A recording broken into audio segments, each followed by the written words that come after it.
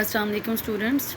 Today we will discuss modernism in the paper History of English Literature. So first we will understand what modernism is. This movement was originated in 19th century, and we can say that it is a movement towards modifying traditional beliefs in accordance with modern ideas, especially in the Roman Catholic Church in the late 19th and early 20th centuries. So keep this date in your mind, a time period that it was late 19th or 20th centuries when a movement was started to modify traditional beliefs so far as Roman Catholic ideas were concerned, because these were the traditional beliefs and people wanted to change or modify these beliefs.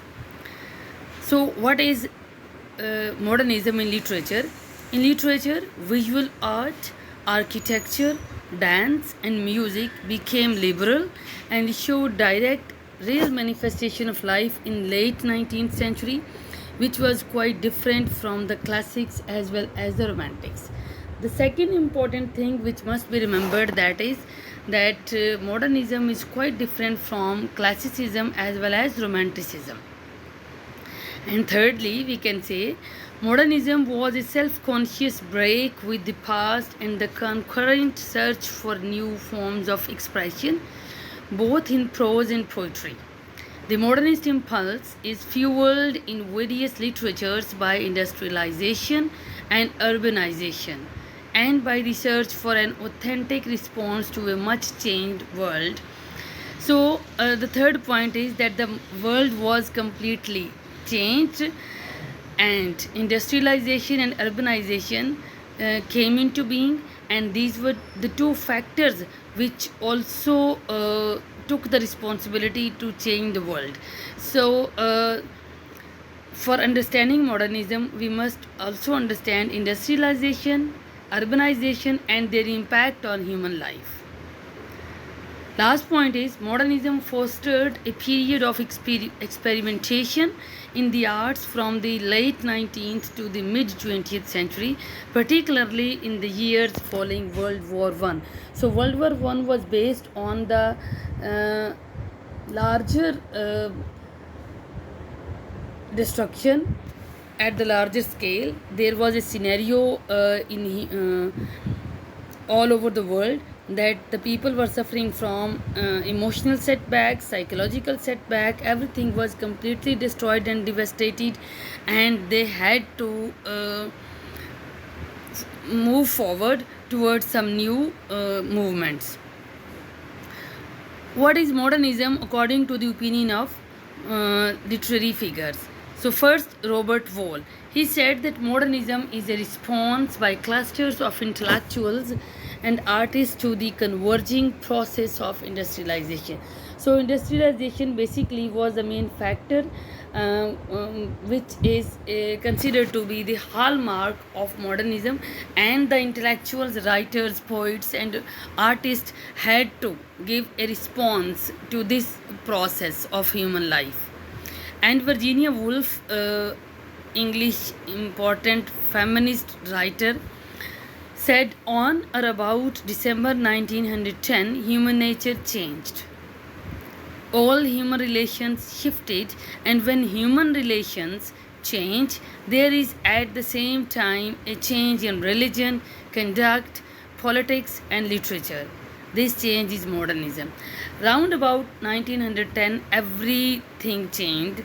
First human nature changed, and then every relationship changed. So religion, God changed, conduct, politics and literature also changed. So this change is called modernism.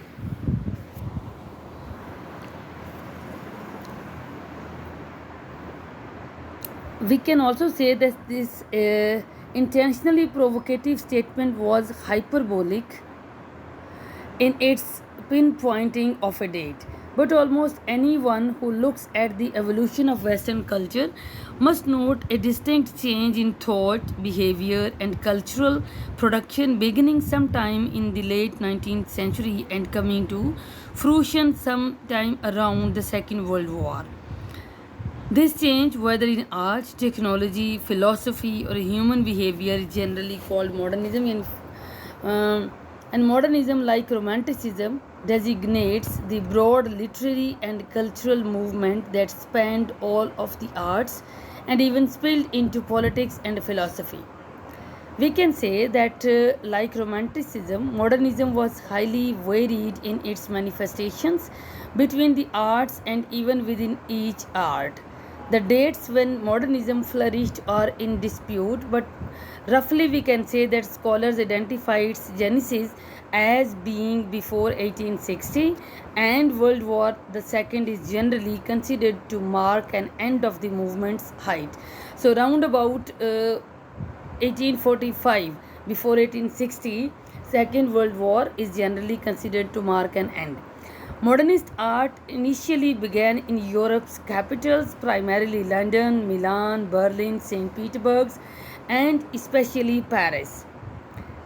It spread to the cities of the United States and South America after World War I by the 1940s.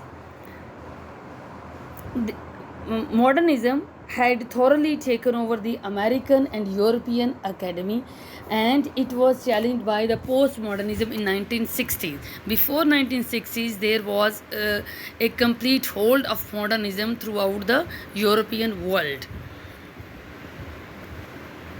And now the background.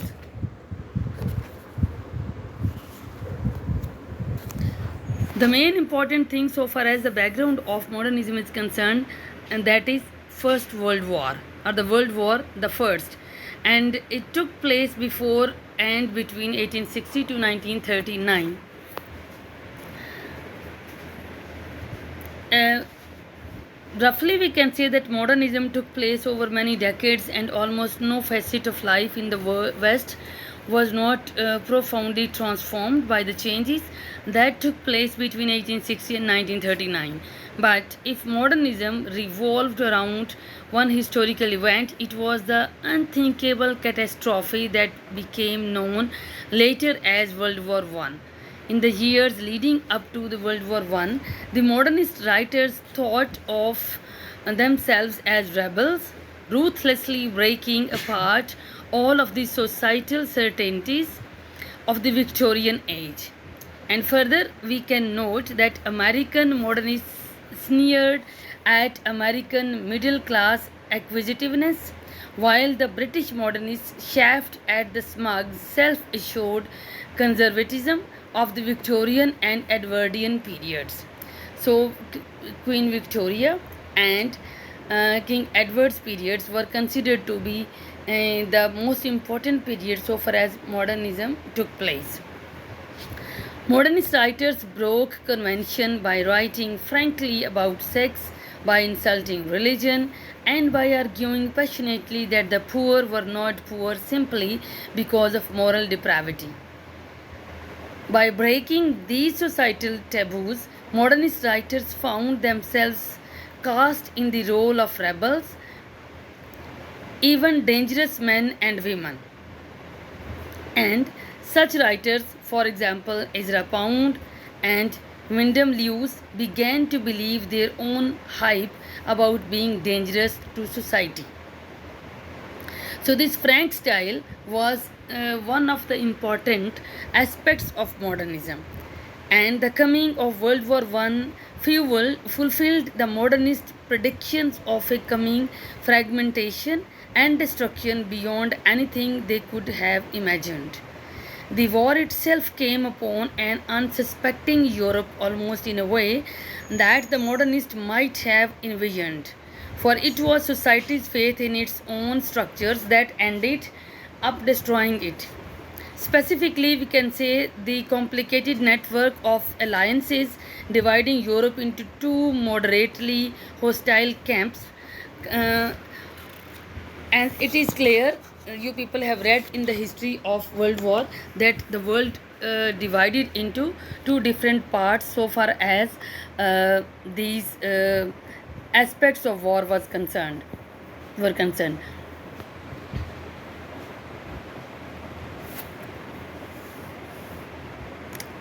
And in this case, we can also note that Great Britain and France on the one side and the other consisting of monarchies or dictatorships such as Germany and the Austria-Hungarian Empire. So these were the two different parts of the countries in which these countries were divided.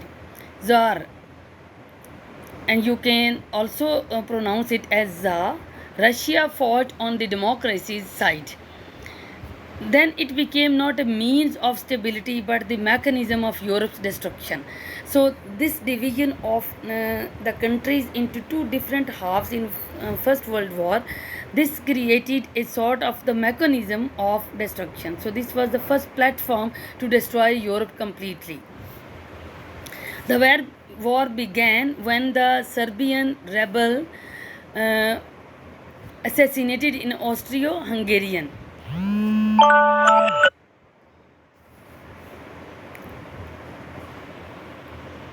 And then everything got changed just because of this destruction, and we can say the tone of excitement about violence that characterized earlier modernist writing disappeared, and this after this war.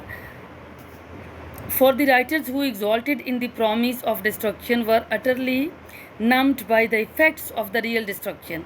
Although the soldier writers like Rupert Brooke, Siegfried Season have left readers with vivid, horrifying pictures of combat, perhaps the enduring modernist imagery of the war is contained in two poems: Eliot's The Wasteland and the Pound's Hugh Sloane Moberly.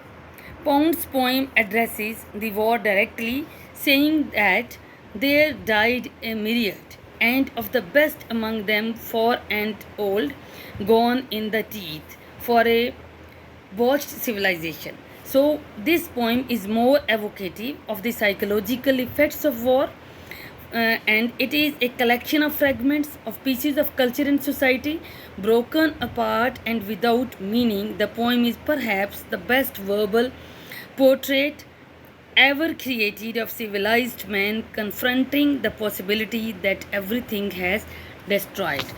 So these two poets, these writers helped a lot in understanding modernism.